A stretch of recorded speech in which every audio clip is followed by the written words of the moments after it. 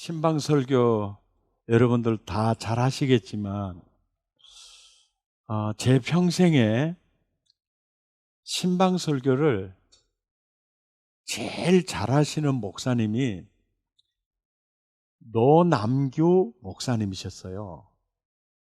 장흥중앙교회 시무하시다가 총회 일로 대전에서 회의하러 가려고 서대전역에서 택시 타고 가던 중에 택시 기사가 졸아서 교통사고로 이제 소천하신, 낙원에 이민 가신 목사님이신데, 저는 그 목사님이 진짜 목자였다라고 생각을 해요. 근데 목자였다라고 생각을 하는데, 그 목사님이 그 분위기도 아버지 같은 느낌이 있어요. 이게 아버지 같아. 예. 그 누구에게나 아버지 같은 그 어떤 그 따뜻함, 또 그 중후감, 예. 예. 이게 있는 목사님이신데, 그 목사님은 이렇게 신방 가서 설교를 하는데 길게 하지 않아요. 5분에서 7분 정도를 이렇게 그 설교를 하시는데, 그 설교 중에 주로 그분은 3대지를 주로 하셨어요. 그리고 성경 읽고, 첫째, 주님이 이렇게 말씀하시네요 하고 말씀을 딱 전해요. 그러면 그 말씀이 이제 그분이 이제 주로 새벽 3시만 일어나서 기도하시는 분이거든요. 근데 그 길게 설명도 안 해요. 그냥 본문 있는 그 3대지를 나눠도 본문 속에서 그냥 딱 보면 알게 나눠요. 예. 항상 기뻐하라고 하시네요.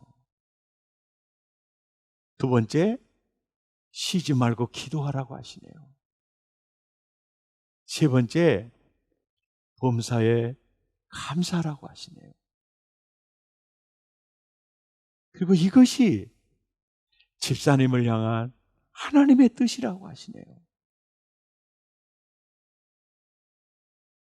그리고 기도합시다요. 기도합시다. 우리 집사님 항상 기뻐할 수 있는 은혜 주세요. 쉬지 말고 기도할 수 있는 은혜 주세요. 범사에 감사할 수 있는 은혜 주세요. 그렇게 이제 말씀에 대한 그 말씀을 누릴 수 있기를 위해서 기도한 다음에 이제 남편, 아내, 자녀들, 사업장 위해서 정성을 다해서 기도를 해주세요. 그리고 축도를 맞춰요.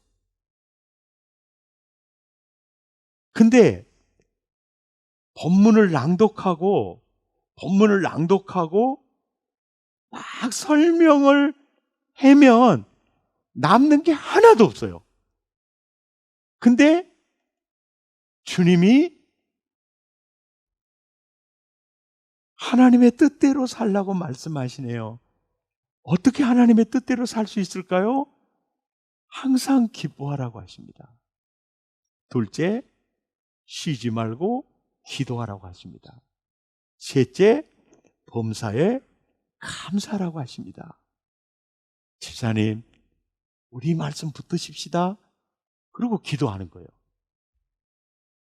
그러면 서론 본론 필요 없어요. 막 설명 많이 해놓으면 이것까지도 남는 게 없는데, 아주 단순 명료하게 말씀하고 우리 이렇게 삽시다. 그러고 기도하는 거예요. 그러면 그 말씀이 1년, 2년, 3년 남아있어요. 그러니까 설명을 아주 잘하고 그래야 남아있는 게 아니에요. 예. 임직식 때 이제 축사를 해요. 축사해요. 이렇게 사세요. 저렇게 사세요. 말을 많이 하잖아요. 그러면 남는 게 하나도 없어요. 근데 저 한마디만 할게요. 예수 잘 믿으세요. 그러면 예수 잘 믿으세요. 그 말 한마디가 남아요. 어떤 권면을 할 때 많은 말을 하는 것보다 딱 한마디. 이게 아주 좋은 효과를 내요. 예. 한마디. 예수 잘 믿으세요. 그러니까 영혼에 정확히 심어 놓으면 한마디면 돼요. 한마디면. 한마디. 네. 근데 이거 신방 가가지고 예수 잘 믿으세요 하면 안 돼요. 아시겠죠? 그 신방 가서는 안 돼요. 이렇게 이제 임직식 때 어떤 권면할 때 이제 공개적으로 이 객관적으로 할 때는 다 그 말이에요. 뭐 목사 안수식 때 목사 권면한다. 여러 말 해도 안 들려요. 딱 한마디. 목사님, 예수 잘 믿으세요. 이상입니다. 그러고 나오면 돼요. 그러니까 신방 설교를 할 때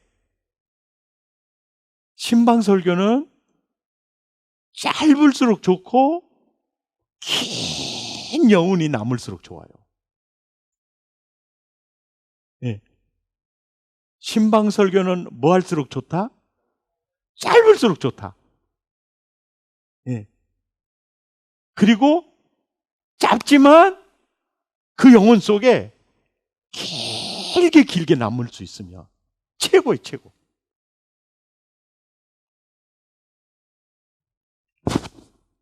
참 그 목사님이 그 신방 설교 나는 그 목사님 근데 그 목사님의 그 신방 설교를 이제 그렇게 하는 것을 어떻게 내가 신방 따라가서 본 적은 한 번도 없거든요. 이제 교육자회 때 설교를 하는데 그분은 항상 3대지 설교예요. 3대지 거를 말하는데 아주 짧아요. 근데 내 마음에 확 박혀요. 그러면서 많은 장로님들, 집사님들이 얘기해. 우리 목사님이 신방 설교는 이거라는 거예요. 이게 정확히 이렇게 정확히 심어주는 거죠. 신방 설교는 짧을수록 좋고 길게 남아야 된다. 길게 남아야 된다. 신방 설교는 그렇게 해야 된다.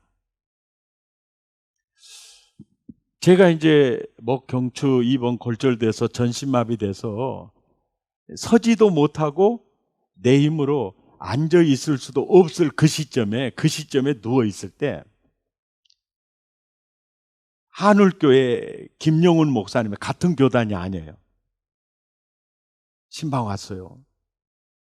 목사님 고생하네요.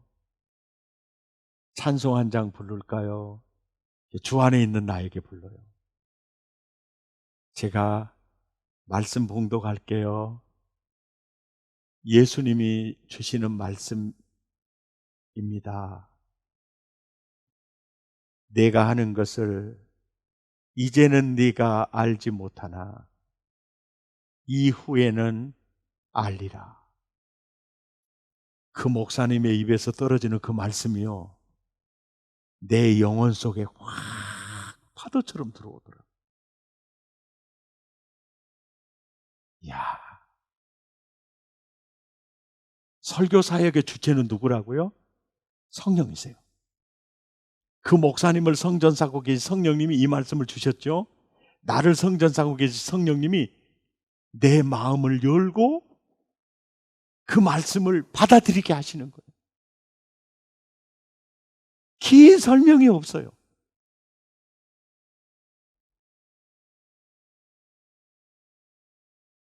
열심히 사역했는데 내가 왜 이런 일을 당해야 하나 억울하지요. 이해하기 힘들 거예요. 주님이 말씀하시네요. 내가 하는 것을 이제는 네가 알지 못하나 이후에는 알리라. 그때가 있을 것입니다. 목사님, 이 말씀 붙들고 기도합시다. 그리고 기도했어요.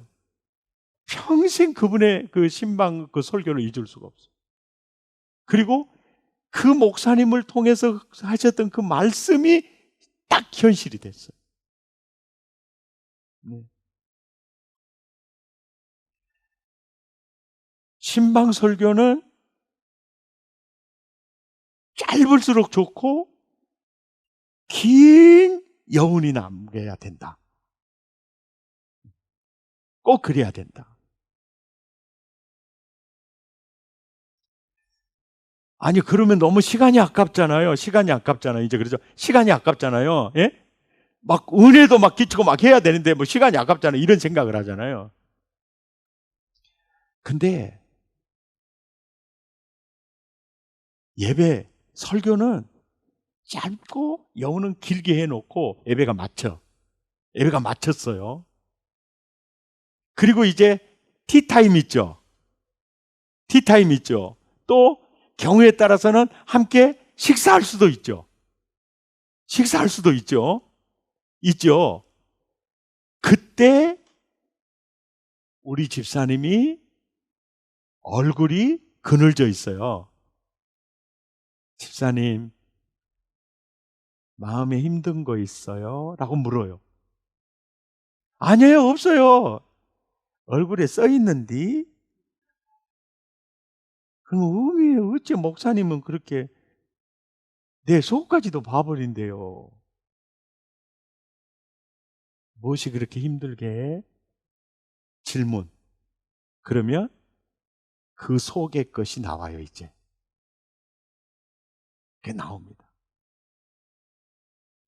질문을 통해서 속마음을 들여다보는 거예요. 질문을 통해서 기도의 제목이 뭐예요? 라고 물을 수 있어요. 집사님, 기도의 제목이 뭐예요? 그러면 기도의 제목을 말하면서 그 자기 처지를 다 얘기가 나와, 이제. 그러면, 제 마음이 너무 아파요. 그렇게 집사님 마음 아프게 한 게 뭘까요? 그러면 얘기를 해요. 그러면 다 그래요. 기도 안 하니까 그래. 그러면 입을 찢어야 돼. 절대 그 말하면 안 돼요.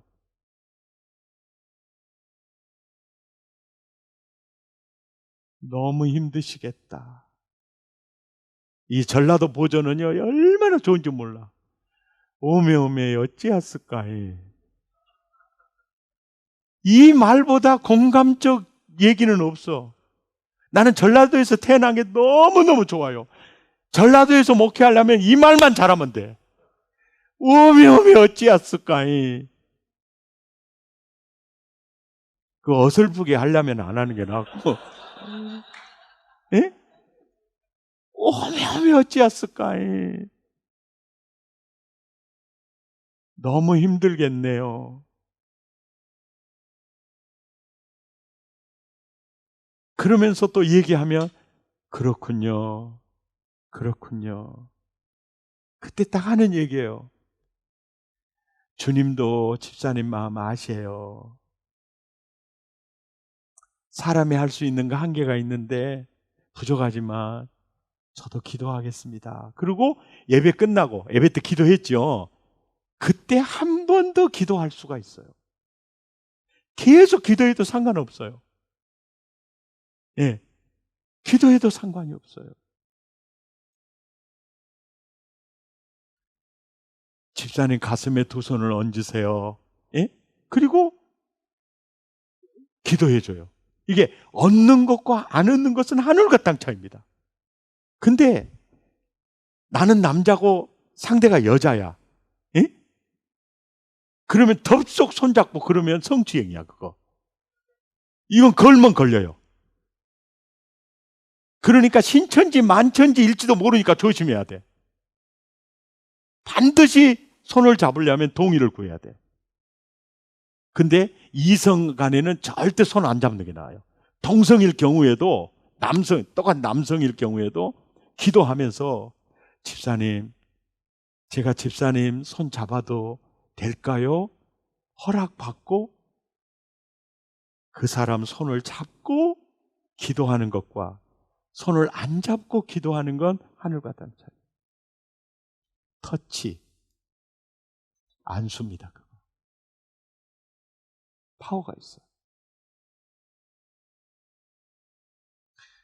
그래서 동성 간에는 식기도 할 때도 집사님, 혹은 장로님, 또 나이 많이 드신 권사님이, 나 성추행했다는 말을 안 할 사람 아닌 사람들, 예?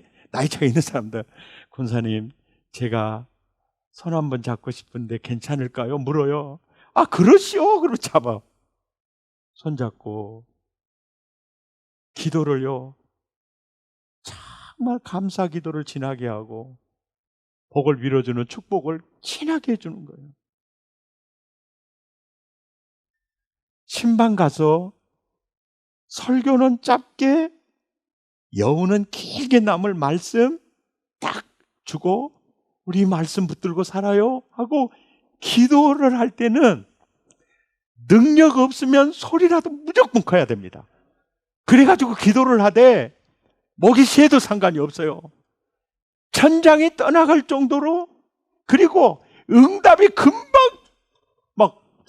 기도 떨어질 정도로 그렇게 기도를 해야 돼. 매갈이 없이 오면 안 돼. 하늘에서 그냥 불이 그냥 응답이 그냥 떡 떨어지는 것 같이 해야 돼. 어디 부흥회 갔더니 그러더라고요. 집사님이 식사 대접하면서 그래요. 부흥 강사 목사님들은 훅가시가 너무 심한 것 같아요. 그래서 어째라고 이렇게 막 기도를 하면 하늘에서 응답이 떨어진 것 같이 한데, 설교를 하면 복이 그냥 떨어진 것 같이 한데, 근데 지나놓고 보면 그것이 아닌데 막 그렇게 한대.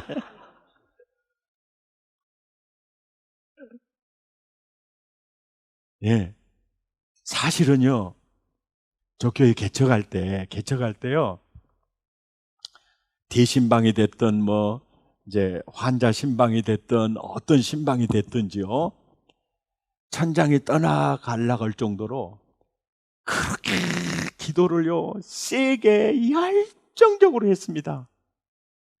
근데 그 기도 소리가 너무 좋아서요, 골목에 걸어간 사람이 그 기도 소리를 다 듣고 같이 아멘하고 간 사람들이 나중에 교회에 등록을 해요. 왜냐니까 목사님 기도 소리가 담너머로 올라오는 게 너무 신령하더라는 거야. 그렇게 해서 우리 교회 온 사람들 꽤나 있어요. 그리고 수요 예배 드리면 막 늦게까지 우리는 예배가 길잖아요. 막 찬송하고 그러면 다른 교회 가다가, 복음교회 가다가, 이제 집구석에 가다가 아주 찬송 소리가 이제 이렇게 문틈 사이로 나는 찬송 소리가 굉장히 은혜롭게 들려요. 그러면 그들의 발걸음이 멈춰져요. 근데 탕자들 있죠. 탕자들이 가다가 그 찬송 소리를 딱 들으면 발걸음이 안 떨어져. 아, 나 예수 믿어야 돼. 나 교회 가야지. 거기서 회심이 일어나서 온 사람이 많아요. 그러니까 그 찬송을 하든 기도를 하든 하여간 뜨겁게 세게 온 정성을 다해서 하는 거예요. 근데 그것을 교인들은 알아요. 응답은 하나님이 하신다는 거. 근데 이분의 그 정성, 그게 와닿는 거예요. 그 내 아픔을 이분이 알아주고 그렇게 최선을 다해. 사무적인 기도냐, 이분이 정말 우리 가정을 위한 기도냐 알아요. 사람은 영물입니다. 설교는 짧게, 여우는 길게, 기도는 부흥사처럼 해야 돼요. 그냥 응답이 떨어지는 것처럼 해야 돼요. 그냥 부흥사 되는 거 아니에요. 여러분 부흥사 무시하지 마세요. 진짜예요. 예. 꼭 그렇게 하셔야 돼요. 그럼 이제 보세요. 예배? 그러니까 예배가 거의 이제 10분에 15분에 끝나겠죠. 그러면 이제 이 교제를 통해서 이 교제가 예배만큼 교제가 영향력 있어요. 교육, 훈련받은 제자 훈련만큼 이 교제가 영향력 있어요. 이건 제 경험이에요. 전 교제를 굉장히 잘 사용하거든요. 빌레몬서 1장 6절에 보면 믿음의 교제가요, 이렇게 집사님과 나누는 이 믿음의 교제가 무엇이 옳은 것이고 무엇이 그른 것인지를 알려줘요. 이렇게 신앙생활하는 게 선이고 저렇게 신앙생활하는 게 나쁜 것인 걸 교제를 통해서 알게 돼요. 이 대화를 통해서 알게 돼요. 대화를 통해서 알게 되고, 그 다음에 교제, 사귐을 통해서 그리스도에게 이르도록 가깝게 만들어줘요.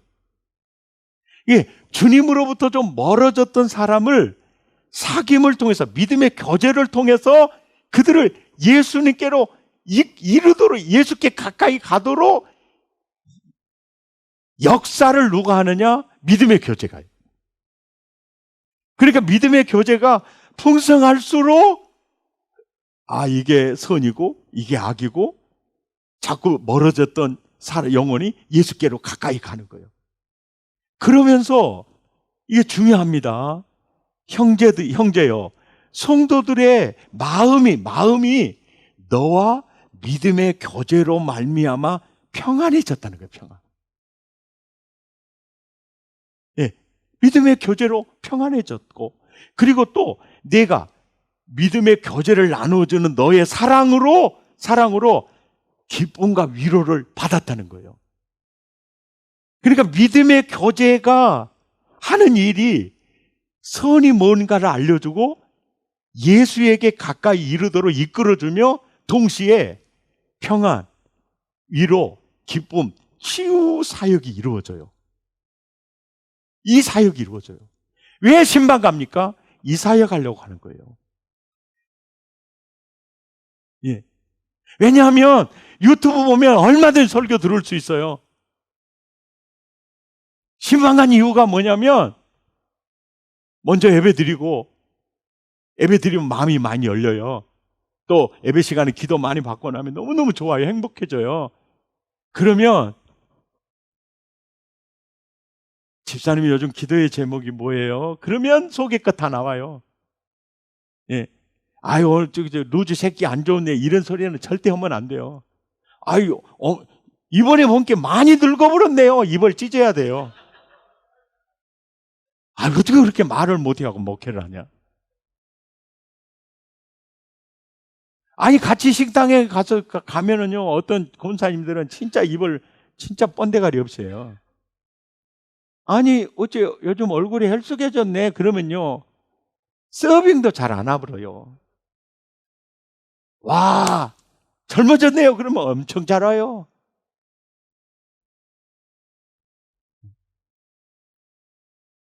사람이요, 안 늙다가도요, 늙을 때 팍 늙어버려요. 그러면 아주 진실하게, 팍 늙어버리셨네요. 이렇게. 그러면 진짜 입을 찢어야죠. 그러니까, 신방을 가는 목적. 그러니까, 신방을 이렇게 잘하는 분들은요, 대부분 그러거든요. 나는 목회를 못할 것 같아요. 왜냐하니까 나는 말을 잘 못해요. 그러니까 나는 설교도 못할 겁니다. 그러니까 나는 목회를 못할 것 같아요. 그러는데, 목회는요, 말 잘하면 목회 핸디캡입니다. 말을 잘하잖아요. 그러면요, 사람들이요, 정신 차려야지, 까딱하면 넘어가 볼것다야 저 사람한테. 경계태세에 돌입하는 거예요. 여러분, 목사님들 중에 말 잘하고 아주 논리 정연하고 아주 어휴, 정신 차려줘. 아이, 까딱하면 저거한테 넘어가 버리네.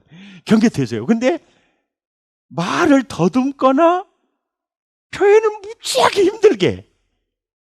그렇게 답답한 게 내가 대신해버려. 그러면 그 사람은 이런다? 어쩌면 그렇게 말을 잘하세요? 내가 이 사람한테 속았어요. 누구냐? 최초로 아시아 승합차 15인승을 샀거든요. 셀러리맨이 설명을 너무 답답하게 하고 말을 하는데 힘들어. 그래서 내가 까다롭고 보고 이건 이렇다는 것이고 저건 저렇다는 것이지. 예, 아이 목사님 어찌 그렇게 말을 잘하세요? 그래 내가 그 사람한테 차를 사준 이유가 있어. 왜? 내가 차 안 사주면 이 사람 밥 못 먹고 살겠더라고. 근데 알고 보니까 그 사람이 판매 1등이야. 거기서 깨달았어요. 아, 말 더듬으면 정직하게 보여. 목사가 말을 막 구슬 굴려가듯이 하잖아요. 이거보다 더듬더라도요, 저 목사는 정직해. 이 느낌의 간담이는 훨씬 더 좋습니다. 그리고 목회는요, 말을 잘하는 거, 사람은요, 똑똑한 사람 싫어해요. 사람이 제일 좋아하는 사람이 누구냐면 내 말 잘 들어준 사람이요. 그러니까 목사가 이 대화를 할 때 언제나 스승처럼 선생이다 가르치려고 하면 완전 빵점입니다. 여러분 목회 절대 그렇게 하면 안 돼요. 신방 가서는 그로 하여금 말을 많이 하도록. 아니 나는 목사님만 보면은 뭔 말이 있는지 다 해본다게요. 안 해야 될 말도 해본다게요. 이게 100만 불짜리예요. 그러면서 그렇군요. 왜 어찌했을까이 막 그러면서 우리 기도해요. 주님이 그 마음 아실 거예요. 이렇게 하는 게 제일 좋아요. 기도 안 하니까 그러지. 그러니까 믿음으로 살라고 했잖아. 이러면 입을 찢어야 돼요.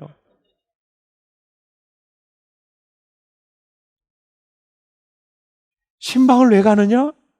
교제하기 위해서 가요. 왜 믿음의 교제를 하려고 합니까?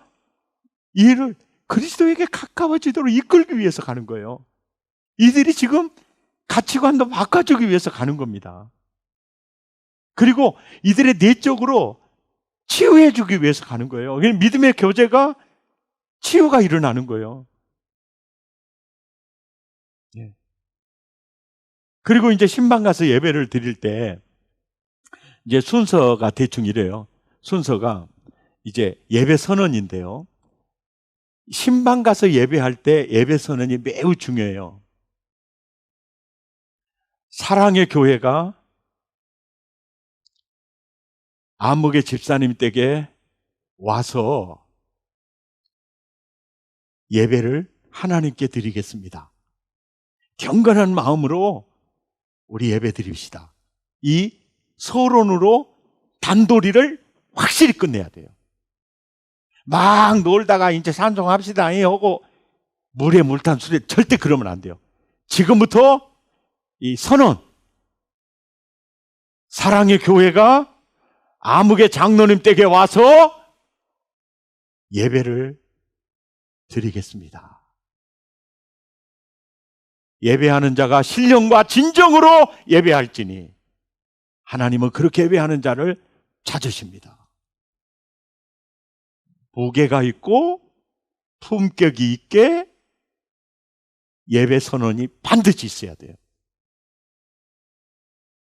그것이 없으면 예배가 심화리가 없어요. 그래서 예배 집례자들은 무게가 있고 품격이 있게 또 이때 예배 잘못 드리면 맞겠다 싶을 정도로 우렁차게 사랑의 교회가 암흑의 집사님 댁에 와서 하나님께 예배를 드리려고 합니다.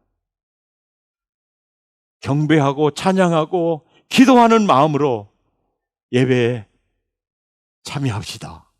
그리고 사도신경 해도 되고 안 해도 되고 바로 찬송해도 되고, 그리고 대표 기도는 대신방이나 이럴 때는 장로님들을 꼭 대표기도 시키는 게 좋고, 그 기도는 아무개 집, 아무개 집, 아무개 집, 이제 그 교인 등록 카드를 통해서 이렇게 자녀들 이름이 누구고 또 저기 이름이 누군지도 이렇게 다 파악해 오도록 하고, 파악했는지도 이렇게 점검하도록 하고, 또 기도가 길지 않게 꼭 그렇게 하고, 또 장로님이 안 오셨으니까 안수 집사님이 세우고 권사님이 세우고 이러잖아요.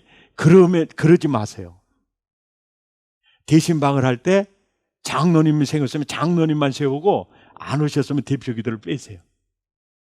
왜냐하면은 안수입사도 세우고 권사도 세우고, 근데 때로 보면 기도 세워도 못할 권사가 있고 못할 안수입사가 있잖아. 그러면 어떻게 할까 이제 나중에. 그러면 그 사람 신방대원으로 왔다가 시험 들어버려. 그러니까 절대 미리 말해요. 이번 대신방 대표기도 장로님이 꼭 하셔야 됩니다. 그리고 장로님이 못 오시면 처음부터 이제 장로님이 안 계시면 무조건 대표기도는 없는 걸로 하겠습니다. 왜냐하면 집사님, 안수집사님 이렇게 권사님 시키다가 나중에 기도를 감당을 못 하시는 분이 있으면 그 충격이 너무 크고 오히려 상처가 크기 때문에 이제 대표 기도는 제가 대신하도록, 설교부 기도로 대신하도록 하겠습니다. 이렇게 미리 다 대원들에게 알려줘야 돼요. 그래야 나 기도시키는 거면 어쩔까, 이렇게 쪼는 것도 없어 있잖아. 이게 아예 자유. 그러니까 이런 것이 다 단돌이에요. 서론입니다. 이번 대신방의 대표 기도는 지체직이 장로님이 담당하십니다. 그리고 지체직이 장로님이 참석하지 못할 경우에는 이제는 기도는 제가 설교 후에 제가 기도로 대신 할 것입니다. 이걸 공지를 해줘요. 공지. 이러면 어쩔까요? 아니, 그것도 필요 없어. 예배 집내자는 나야. 딱 공지해. 끝나. 공지. 그러면 아주 자유롭게 신방대원에 참여할 수도 있고, 나 기도시키고 안 시키고 이것도 시험 들 필요도 없고. 왜냐하면은 100가정 잘했는데요, 한 가정 가가지고 누가 하나 오그라져가지고 자빠져 있으면요, 진짜 그 신방 실패거든요. 그러니까 사탄이 어떻게 역사할지 모르니까 이렇게 원칙적으로 공지한 대로, 이 단도리가 그리 중요한 거예요. 단도리가.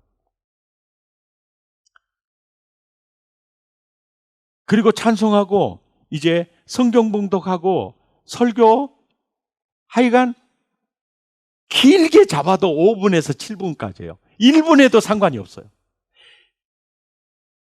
신방 설교는 어쩔수록 좋다. 짧을수록 좋고 길게 남을수록 좋다. 길게 남으려면 무조건 짧아야 된다. 아멘이죠. 네. 아멘이죠. 그리고 이제 기도를 합니다.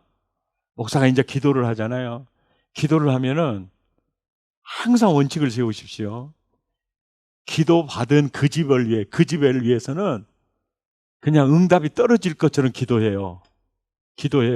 그 다음에 계속해서 이제 그 신방을 이제 계속 하려면은 대원들을 위해서 기도하는 것은 한 사람씩 대원들을 위해 기도하는 것은 마지막 집에서 해줘요.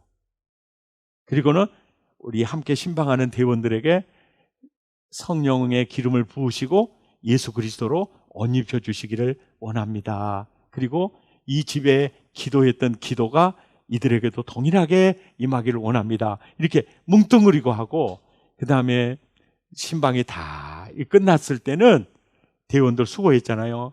한 사람 한 사람씩 이렇게 기도할 때, 한 사람 기도할 때 이름 모르면 안 돼요. 누구는 이름 알았는데 누구는 몰랐다. 이건 사건 터집니다. 그러니까 이름을 모르면은 아예 안 해버려야 돼. 전체를 안 해버려야 돼. 이 자신이 없으면 안 해버려야 돼. 그리고 항상, 그리고 기도할 때 눈 떠도 상관이 없어요. 그냥 눈 뜨고 있는 것을 아기가 봐버렸어. 근데 다 눈 감고 있는데 목사님 혼자 눈 뜨고 있을 때다 이러면 또 안 되잖아. 그러니까 감고 하다가 사람을 볼 때는 눈을 떠야 돼. 실수하면 안 되니까. 예. 그래서 항상 오른쪽으로 이렇게 돌아가요. 여기 기도하고 여기다 빠질 수 있거든요. 오른쪽으로 이렇게 돌아가면서 김 집사님, 박 집사님, 최 집사님 이렇게 싹 오른쪽으로 돌면서 거기서 하나라도 빠지면요 안 하는 것만 못하니까 이렇게 해서 기도를 해줘요. 그래서 신방 대원들도 기도받고 너무 은혜가 되고, 그리고 봐요, 예배하는 시간이 또 교제하는 시간에요 모두가 다 주님을 만납니다. 그날 은혜 받아요. 저는 저 대신방 한번 하고 나면요 부흥에 끝나는 느낌이었어요. 항상요. 예, 항상 부흥에 끝나는 느낌이었어요. 예. 예. 그리고 이제 보면은 헌금, 이제 집에서 헌금 준비해서 헌금도 이제 이렇게 예배 전에 주기도 하고 끝나고도 주기도 하잖아요. 그러면 이거 목사님 도섭이에요. 말 안 한 돈은 모든 거 교회에 헌금을 해야 돼요. 그러면 이건 헌금이고요, 이건 목사님 책이라도 사보세요. 그러면 덥석 받지 마세요. 아유 이건 안 줘도 돼요. 아주 그냥 그 돈을 그냥 벌레 보듯이 아유 이거 안 줘도 돼요. 그리고 다시 줘. 아 이거 아니 괜찮습니다.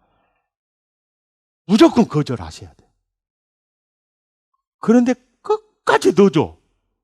그러면 받아가지고 가세요. 무조건 거절하시고 끝까지 넣어주면 받아가지고 가시고, 받아가지고 가면서 분명히 이 소리 하세요. 감사합니다. 제 도서비까지 챙겨주셨네요. 재확인하는 거예요. 재확인. 왜? 아니 나는 헌금했는데 갖다 써버렸다고?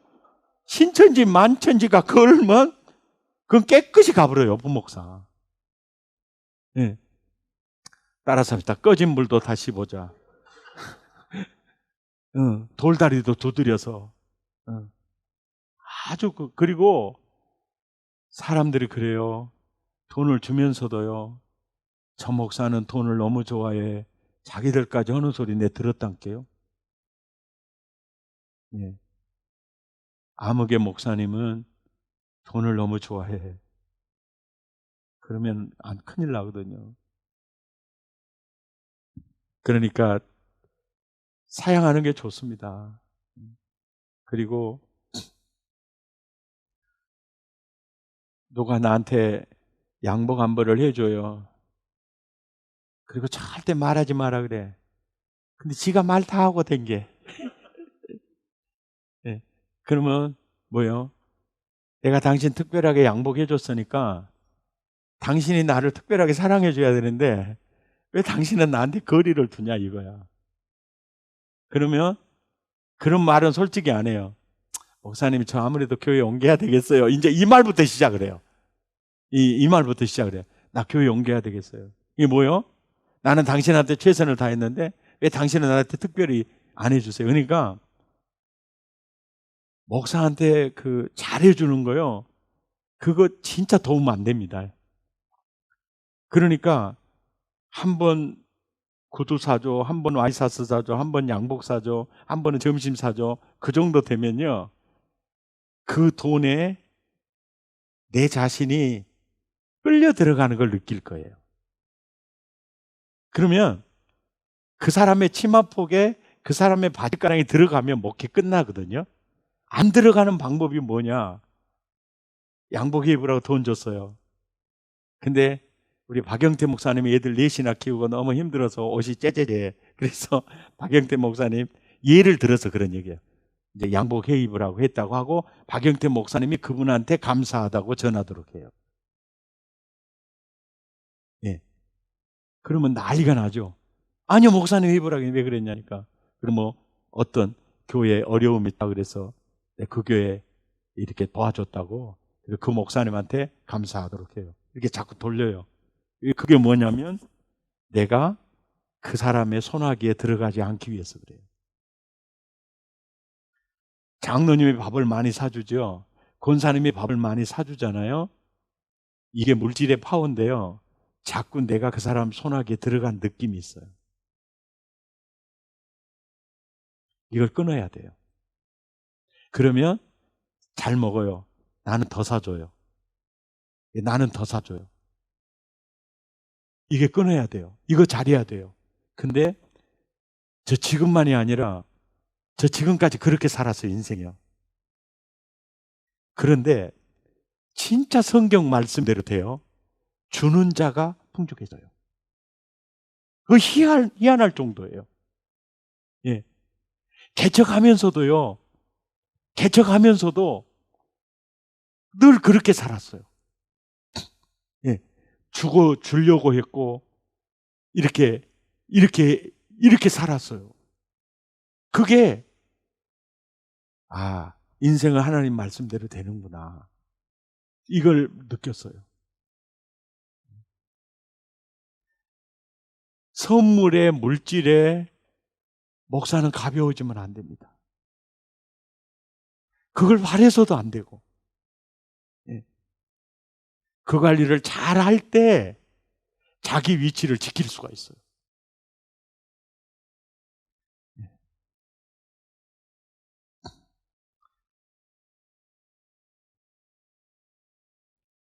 이해가 되시죠? 자, 오늘 이제 신방 설교를 이렇게 하십시오 하면서 이제 샘플을 제가 이제 보여드리면요. 칠순식이에요. 이제 팔순식에 이제 예배 드릴 때 설교입니다.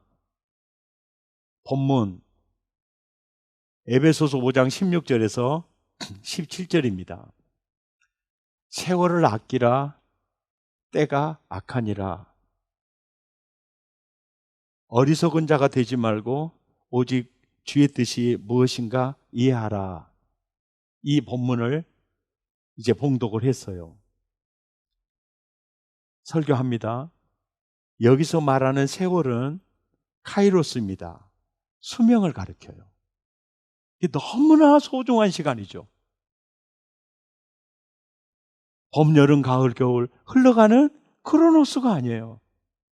나에게 주어진 수입니다. 수. 이 카이로스예요. 이것을 엑사고라죠. 구속하라는 거예요. 이걸 구속하라는 거예요. 칠순식이요. 팔순식이요. 그 어른한테 이런 설교하기가 의미가 뭔가 이제 생각이 될 수가 있잖아요. 사람들은 돈 벌려고 눈에 뻐뜩뻐뜩합니다. 그런데 시간을 벌려고 하진 않아요. 시간을 벌려고 하지 않아요. 오늘 칠순을 맞이하시는 아무개 권사님, 시편 90편 10절에 보면 인생이 70이고 강건한 80이라도 시인이 이렇게 말했던 당시에 평균 수명은 40세일 때예요. 그럴 때 세월이 신속히 날아가니까 인생이 70이요 80이요 했는데요. 사실은 인간 수명은 노아 홍수 이후에 하나님이 정한 나이가 120세입니다. 그러면 칠순을 맞으신 집사님, 120세까지는 몇 년 남았죠? 50년 남은 거예요, 50년. 50년 남은 거죠. 그러면 지금부터 산모작을 시작해야 되지 않을까요? 그러면서 제가 요즘 보는 책이 있는데요.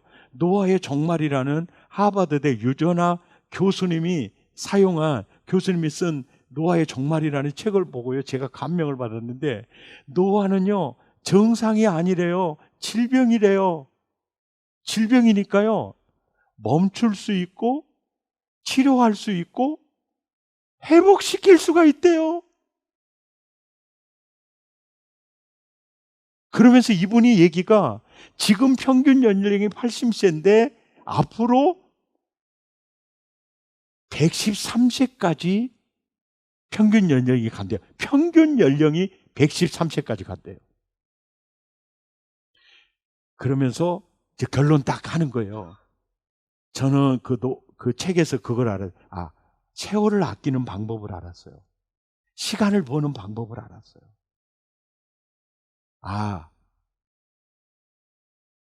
70이면 앞으로 남은 인생 40년이구나.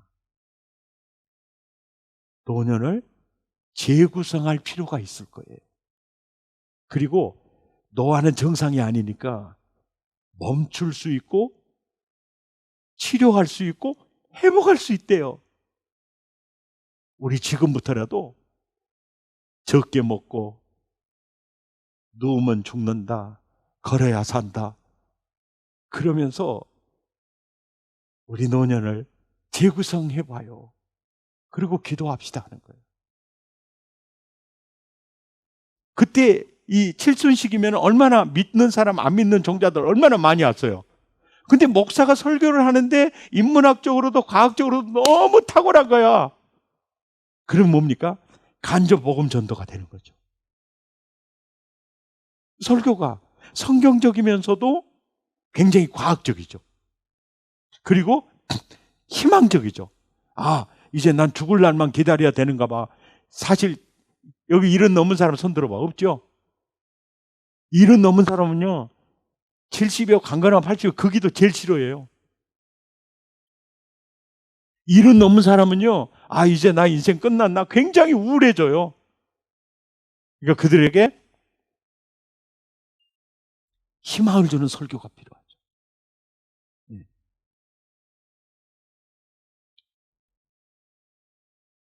그리고 이제 덜 예배 때예요. 덜 예배 때. 덜 예배 때 그 사무엘상 2장 26절을 저도 많이 사용했는데요. 사무엘이 점점 자라매 하나님과 사람에게 은총을 더욱 받더라 그랬어요. 오늘 덜을 맞은 이 아이가 하나님에게 은총을 더욱 받기를 축복합니다. 또 사람에게도 은총을 더욱 받기를 축복합니다. 어떻게 사무엘이 이런 복을 받을 수 있었나요? 어머니의 기도입니다. 우리 함께 기도합시다. 그리고 기도 끝나는 거예요. 짧으면서도 긴 여운이 남길 수 있는 그런 설교예요. 아멘도 안 하시고 너나 그런갑다 그런가 봐요. 제가 오늘 그 신방설교 짧게 하는 데 있어서 이 본문을 정하는 이유가 있어요. 왜냐하니까 많은 설교자들이 이 본문을 그 해석을 아주 엉뚱하게 해요. 예, 엉뚱하게 합니다. 자, 예배를 가까이 해야 될 자에게 이제 신방을 갔어요. 예배를 가볍게 여기고 이러는 사람에게 정말 당신은 예배 중심이었으면 예배를 사모하고 이랬으면 정말 좋겠다. 이 집에 이제 신방을 딱 가서 이제 읽는 본문입니다. 아버지께 참되게 예배하는 자들은 영과 진리로 예배할 때가 오나니 곧 이때라. 아버지께서는 이렇게 이제 자기에게 이렇게 예배하는 자들을 찾으시느니라. 여기서 이렇게가 누구냐면 사마리아 여인입니다. 이 사마리아 여인처럼 예배하는 자를 하나님은 잊지 않으신다. 이 여인이 어떤 여인인가요? 남편 5이나 있었고 지금 산 남자도 자기 남편이 아니죠. 그래서 이 여자는 돈 많은 남자 좋아했다가 또 뭐 이런 남자 좋아했다 이렇게 사는 아주 좀 끼가 있는 여자일까요? 아니에요. 이 본문을 해석하려면요, 사두개인들이 그러죠. 부활이 있어요, 예수님? 그러면 첫째 아들에게 시집 가서 씨를 못 받았는데, 그러면 둘째에게 들어갔는데도 씨를 못 받았어요. 5째까지 그렇게 살았는데요. 그러면 이 여인의 남편이 누구냐고 물어봤죠. 그럴 때 너희가 천국을 모르는구나. 시집 가거나 장가 가는 일은 없어. 이렇게 말했죠. 이게 사맥이 뭐냐면은 당시에 유대인의 문화에서는 씨를 받지 못하면 부부가 아니야. 예. 결혼 부부가 아니야. 이 여자가 남편 5이나 있었는데 없어. 지금 사는 남편이 너고 뭐요? 씨가 없다는 거야, 씨가. 근데 이 여인은 무슨 씨를 기다리는 거예요? 여인의 후손으로 오시는 씨를 기다리시는 거예요.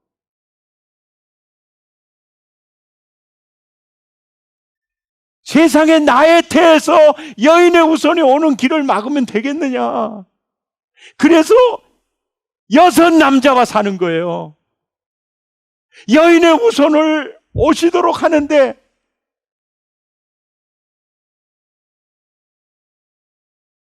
이 여인을 주님이 아셨어요. 그리고 이 여인을 주님이 찾아오셨어요. 그리고 말해요. 이렇게 사모하는 자, 이렇게 예수를 기다리는 자, 이렇게 예배하는 자, 내가 찾아왔다. 나는 우리 집사님이 이 여인이 되었으면 좋겠습니다. 그리고 설교 끝나는 거예요. 네. 이제 부연 설명합니다. 이 물을 먹는 자마다 영원히 목마르려니와 내가 주는 물을 먹는 자는 목마르지 않을 거야. 그럴 때 아이고 그런 물 있으면 내게 그 물을 좀 내게 주십시오 그러잖아요. 그럴 때 이제 여인이 그러죠. 우리는 저기서 예배하는데 당신들은 예루살렘에서 예배한다 합디다. 이게 뭐요? 거기 가서 나도 예배하고 싶어요. 그 마음이 있어요. 그럴 때 따라 이제는 예루살렘에서도 예배할 수도 있고 어디서나 예배할 때가 와. 그때 나 그때 알아요. 내가 기다리고 계신 메시아가 여인의 후손으로 오시면 나 그렇게 예배할 줄 알고 있어요. 그럴 때 예수님이 내가 그러라 그러잖아요. 그러니까 원매 내가 메시아를 만났다 그러고 물동이 불어도 전도하러 가는 거예요. 이 정도로의 영적 시각은요, 그 여자 남자 좋아하는 여자 아니에요.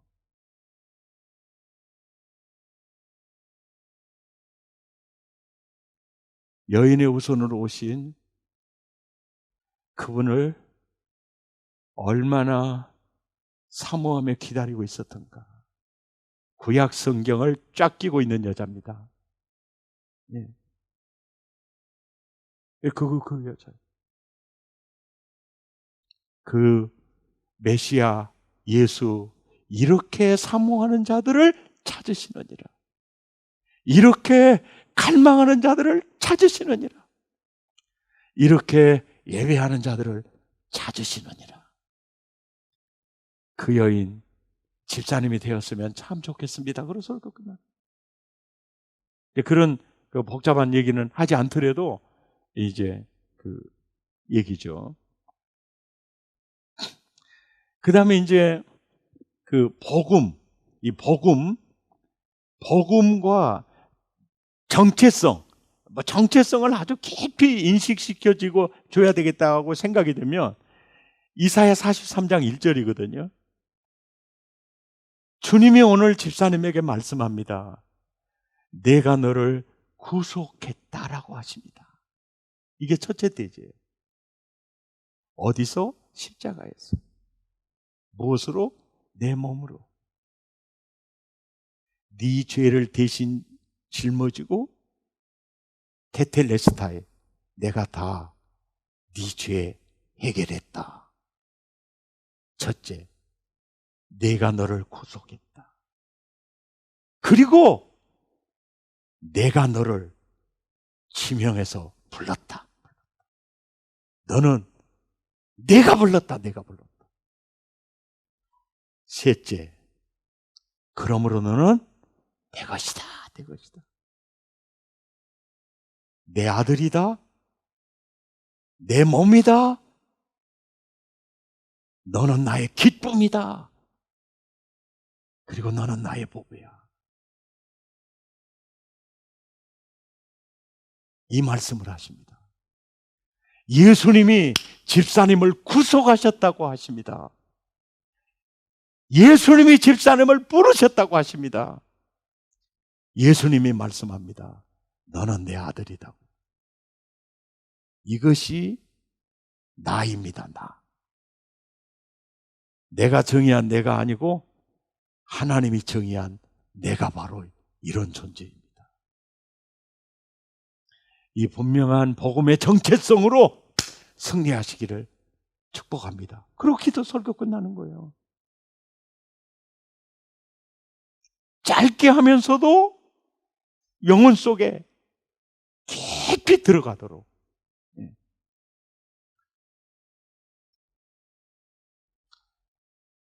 그리고 아주 위기에 처한 자에게 설교할 때 다니엘서 2장 46절이요.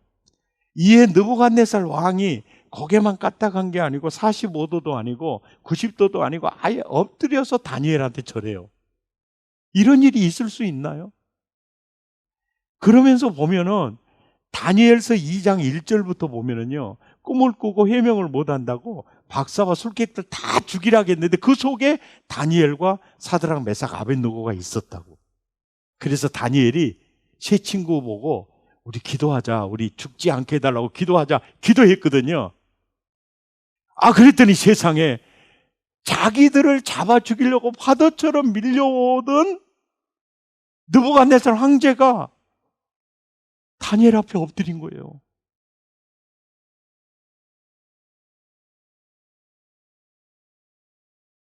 이 엄청난 역사입니다. 저는 이제 개인적으로 보면요, 저 이 말씀 때문에요, 저 힘들게 하는 사람, 공격하는 사람, 이거 할 때마다 방법은 저 기도밖에 없었어요. 그러면 다 엎드렸습니다. 예, 전신마비도 엎드리고요, 사람도 엎드리고요. 그러니까 절대로 파도처럼 밀려오는 죽음의 그림자가 다니엘과 사드락 메삭 아벳느고의 기도 앞에 엎드리는 거예요. 이것이 기도의 능력입니다. 이 말씀 붙잡고 기도합시다. 그럼 설교 다 끝나는 거예요. 그러면 긴 영혼이 남아요.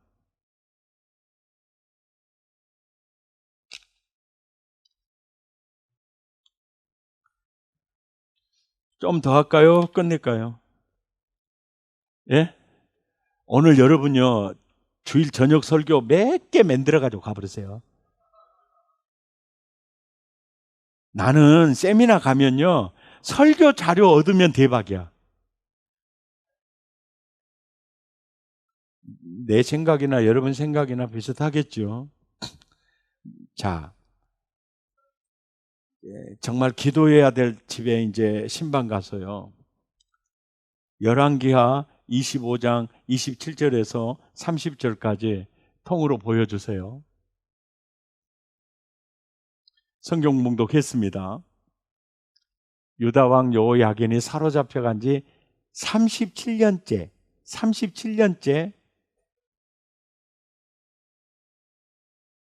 다 죄수복을 입고 패전국 왕들이 교도소에서 사는데 37년째 그 죄수복을 벗기고 왕의 지위, 왕의 궁에서 이렇게 일평생 왕 앞에서 양식을 먹을 수 있는 특별 혜택을 여호야긴이 끌려간 지 37년째 받게 돼요. 그러면 왕이 특별히 여호야긴에게, 패전국 왕에게 이렇게 크신 은혜를 베풀어 주고 있죠. 이게 정말 이상한 사건이에요. 예, 이 사건이 진짜 이상한 사건인데 이 본문의 위치가, 제 경맥을 보면 열왕기하 마지막 절이에요. 이 마지막 이 메시지예요. 그러면 이게 내러티브적 표현이거든요. 아니, 어떻게 이런 혜택을 바벨론 왕에게 이렇게 받을 수가 있냐, 이게 궁금증이 일어나요. 그래서 찾아봤더니 열왕기상 8장 46절에서 50절까지 이렇게 딱 이렇게 보니까 솔로몬이 성전 봉헌식을 할 때 기도를 해요.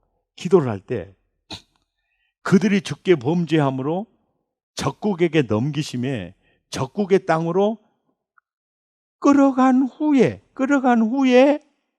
스스로 깨닫고 우리가 범죄하여 이 반역을 행하여 악을 지었나이다 하며 내가 주의 이름으로 그 건축한 성전 있는 쪽을 향하여 주께 기도하거든 보십시오. 불쌍히 여김을 받게 해주십시오. 그리고 그 사람들로 그들을 불쌍히 여기게 해주십시오. 이 솔로몬의 기도가 11대가 지났는데도 정확히 응답이 되고 있더라는 거예요. 예. 그러면서 아까 본문 열왕기하 25장 27절로 돌아가 보면 사로잡혀 간지 이전 장면은 사로잡혀 간 37년이요. 이게 37년이다 이 말이 뭔 말이냐면 여호야긴이 회개할 시점이 37년 후에 그랬다는 거예요. 회개했다는 거예요. 그러니까 솔로몬이 기도할 때 그들이 적국에 끌려갔을 때 불쌍히 여겨달라고 기도하지 않고 끌려간 후에 그들이 깨닫고 회개하고 기도하면 이 기도까지 응답되고 있다는 거예요. 그러니까 기도가 얼마나 구체적으로 하는 그 기도를 정확히 주님이 응답하시는가. 아멘입니까? 이러고 설교 딱 끝나는 거예요. 결론, 사람은 죽어도 기도는 죽지 않는다. 평생 가슴에 남아있는 이 메시지가 되는 거예요. 아멘이죠. 여러분 주일 저녁 설교 준비 끝나셨죠? 축하드립니다. 예.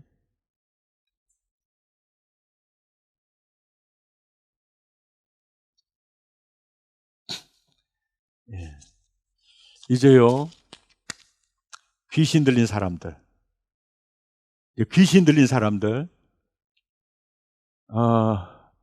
저녁에 잠을 못 잔다. 이 증상은 귀신 들려서도 잠 못 자고요, 우울증 걸려서도 잠 못 잡니다. 그리고 정신분열 환자들도 잠 못 잡니다. 이게 잠 못 자는 불면증은 위장 때문에도 이게 올 수도 있고 다양합니다. 그리고 이게 정신 이상이나 뭐 이런 증상을 나타나 보일 때 목사님 아무래도 제 아들이 귀신 들린 것 같아요. 그러면 무조건 예배를 드리러 갑니다. 그래서 귀신 들린 사람을 예배를 드릴 때는 귀신 들린 사람을 예배를 드릴 때는요, 보혈 찬송. 그러니까 이 교회에서도 기도 좀 하는 사람들, 그리고 특별히 방언 기도하는 사람 훨씬 좋습니다. 이제 데리고 갑니다. 데리고 가서 그냥 보혈 찬송, 그리고 마귀를 대적하는 찬송 그냥 불러요. 부르고 이제 찬송을 뭐 30분도 할 수 있고 또 40분도 할 수 있고 1시간도 할 수 있어요. 그러나 귀신 들린 사람의 경우는 최소한 30분 이상을 하고, 그리고 통성 기도를 할 때는 눈 뜨고 해야 됩니다. 발작을 어떻게 할지 몰라요. 눈 뜨고 해야 돼. 그리고 안수 기도를 할 때는요, 이렇게 들여받아버리면 내 터가지를 받아볼 수 있거든요. 그러니까 옆으로 무릎을 꿇고 앉혀야 됩니다. 그리고 손을 과도하게 잡으면 거기서 반응하면서 풀엉덩이 들면 괜히 덤터기를 뒤집어 쓸 수가 있어요. 그러니까 웬만하면은 때리거나 막 붙잡거나 눈구녕에 귀신 들었다고 눈을 막 해버리면 눈이 시커매져 버려요. 그러면 다른 그 가족들이 폭행 혐의로 걸면 다 걸려버립니다. 그러니까 아주 조심해야 돼요. 이게 절대 그러지 말고 귀신도 신사적으로 하세요. 귀신이 들어있나 안 들어있나는 지금 모르잖아요. 귀신이 정체를 아직 드러내지 않았잖아요. 그러니까 보혈 찬송하고 마귀들과 싸울지라 찬송하고 또 성령의 기름 부음 찬송하고 그냥 부흥회하면서 은혜 받는 거 우리가 은혜 받으면서 막 은혜 사모하면서 막 기도해요. 그리고 통성 기도하고 그리고 정갈과 이 권세를 우리에게 주셨다. 그 이름 앞에 귀신은 물러난다. 복음 전하고 또 그냥 통성 기도해주고 기도해줘요. 그리고 주기도문으로 예배를 마쳐요. 그리고 그냥 오세요. 그 다음에 약속을 해요. 내일 이 시간에 또 올게요. 근데 그 시간을 어그러뜨리면 안 돼요. 정확히 그 시간에 가셔야 돼요. 그래 또 찬송해요. 그리고 통성 기도해요. 예수 이름으로 명하는 귀신은 떠나갈지어다. 이제 축사도 하고 복음도 전하고 그리고 통성 기도하고 그리고 주기도 마치고 또 와요. 3일째 꼭 그 시간에 꼭 가세요. 꼭 그 시간에. 이 원리가 저는 이 말씀 붙잡았어요. 귀신 쫓아내는 건 어머니에게 배웠고 나를 교육전도사로서 저는 백목사님한테 배웠는데 아니 한 번은 귀신 쫓아내러 갔는데요. 남자가 있죠. 남자가 시카를 왜 던지더라고요. 그때 나 목회 못할 것 같다는 생각을 했어요. 오메 저런 종자들 만나면 어떻게 하냐. 그랬더니 이 백영규 목사님이 그래! 찔러라! 그러고 방에 훅 들어가더라고요. 그랬더니 무릎을 딱 꿇더라고요. 귀신은 이렇게 잡는 거구나. 무서워하면 안 돼요. 이게 귀신 들린 사람은 첫째, 눈싸움에서 이겨야 된다. 절대 밀리면 안 돼요. 깜봐요. 시칼! 나 찔러라! 그러고 훅 들어가 버려요. 그러면 무릎을 딱 꿇어요. 그리고 한 번 무릎 꿇은 사람에게는 영원히 무릎 꿇어요. 앉아! 그러면 앉아요. 그 사람 말 딱 들어요. 그러니까 기선제압이 그렇게 중요해요. 그 사람한테 귀신들 쫓아내는 거 많이 배웠어요. 근데 그분이 그렇게 가르쳤어요. 언제 귀신이 나갈지 몰라. 그런데 귀신의 정체가 드러나면 반드시 나가. 귀신의 정체가 드러나기 전에는 잘 몰라. 이게 귀신인지 아니면 정신분열인지 분간이 안 되거든요. 그러니까 예배를 넉넉 잡고 21일 3주를 드렸는데 기도했는데 귀신의 발작 증상이 없고 정체가 안 드러났죠. 그러면 귀신 들린 병이 아닙니다. 정신분열이에요. 정신과로 보내야 됩니다. 예. 그러면 정신과 전문의는요, 그런 사람들만은 봤기 때문에 처방도 잘합니다. 귀신 들림하고 정신분열하고 쪄있을 수도 있어요. 그러면 귀신도 쫓아내고 정신과 치료도 받아야 돼요. 근데 귀신의 정체를 드러내지 않았을 때 20일 정도 예배를 드렸는데 귀신의 정체가 안 드러났다. 그러면 정신분열일 가능성이 99%입니다. 네. 대부분요, 한 주 지나면 정체를 밝힙니다. 정체를 드러내요. 예. 근데 그 정체도 가짜로 드러낼 수도 있긴 있어요. 근데 정체를 드러냅니다. 정체를 드러내면 일주일 이상 더 안 갑니다. 그러니까 귀신 쫓아낸 이 원리는 어떻게 알면 되냐면 여리고성 무너뜨리는 원리와 똑같습니다. 매일 한 바퀴. 예. 1회 대신 7일째는 7바퀴를 돌고 외치죠. 그때 금도 안 가요. 우르르 무너지죠. 귀신 나가는 게 꼭 그렇게 나가요. 전혀 무너지지 않을 것 같고 나가지 않을 것 같는데 일순간에 여리고성이 와르르 무너지잖아요. 귀신 나가는 것도 꼭 그렇게 나가요. 그러니까 내일 밤 7시 꼭 지켜야 돼. 이 원리가 뭐냐면 내가 그걸 깨달았어. 황수관 박사가 스트레스 검사를 하잖아요. 힌지 핀셋으로 찝는 스트레스, 그리고 간이 얼마나 건강한가 이걸 할 때 매일 그 시간 되면 찝어요. 근데 그 다음날부터는 찝는 신용만 해. 찝는 신용만 해요. 그런데 간이 망가지기를 시작해요. 아, 귀신이 제일 싫어하는 소리, 보혈 찬송 소리, 그리고 예배 제일 싫어해요. 가장 싫어하니까 그 정체를 이제 드러내는 거죠. 드러내는.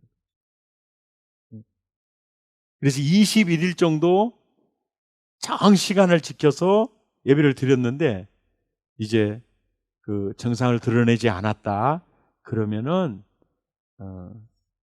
정신과 치료 받아야 될 대상이고, 정신과 치료는 빨리 받을수록 좋습니다. 네. 무슨 얘기인지 아시겠죠? 그러니까 그리고 또 혹시 그런 증상은 아니고 불면증에 시달려요. 그러면 그것이 사귀에 의해서 시달리는지도 모르지만 그들을 위해 기도할 때도 매일 가서 그 시간에 찬송하고 매일 가서 기도해주고, 그리고 이렇게 함께 성경을 읽기도 하고 또 찬송하고 이렇게 해주다 보면 이제 잠도 자게 되고 이제 호전 증상들이 많이 일어나게 되고요. 그리고 이 암 환자들도 주님이 원하시면 낫습니다. 예. 주님이 원하시면 낫는다.